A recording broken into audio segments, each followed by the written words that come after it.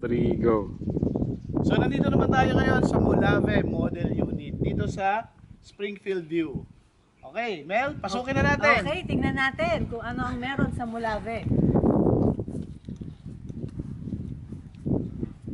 Ayan, narito po ang entrance. So ang Mulave ay available sa 100 square meter na lote. At ang total area ng Mulave is it's almost 40 square meters. Plus yung roof deck pa. Okay. So this is a 2-bedroom unit. Ito yung bedroom para sa baby mo. At saka Bedroom para sa mag-asawa. master's bedroom. Master's bedroom. Yan. Ayan. So andito po yung dito yung sala natin, yan. Tapos dining room. Yan, may mga bisita po tayo dito. So mamaya magluluto tayo sa kitchen. Sir, kasama na po ba yung cabinet sa kitchen?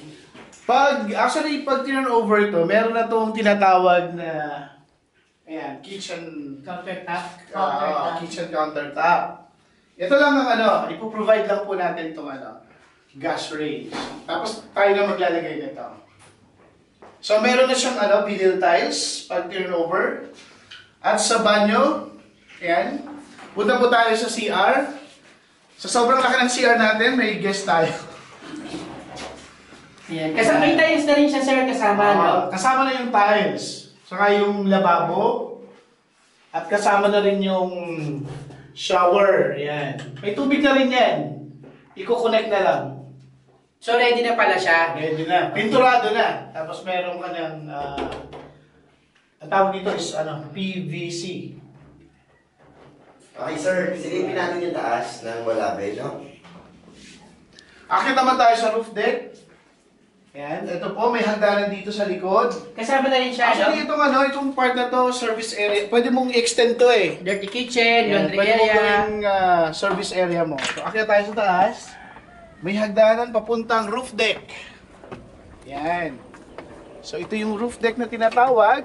Pwede ka mag-ballroom dito. Yan. So, multi-purpose to. Kasi pwede mo maging, syempre, sampayan kapag ka pwedeng sampayan mo pag naglaba ka o kaya Moment. pwede mo siyang expand pataas. Yes. So katulad ng napapansin nyo sa kabilang bahay, yung roof deck natin ready to sa For expansion. expansion sa taas. Ayan. Kung makita nyo sa kabila, yung sa harap ng bahay natin, tignan nyo ang ginawa nila sa roof deck. Pwede mong gawing gym, no? Ayan. Pwede siyang pwede nyo ipasarado nila yun. Mangyayari kasi sa roof deck is ito ay doble nung nasa baba. Kaya maaari mo palagyan mo pa siya ng 2 kwarto pa, living area pa, isa pang CR. Ganun siya kalaki. Maganda lang nun, ready for expansion, ready for... Nakaabang na ba? Tsaka maganda dito, karamihan kasi nagtatanong, baka daw pag umuulan, mapuno ng tubig to, mag-swimming pool. Ah, So meron tayong mga Drainage, ito. yan, mga butas para Dire-diretso tagos lang. Okay.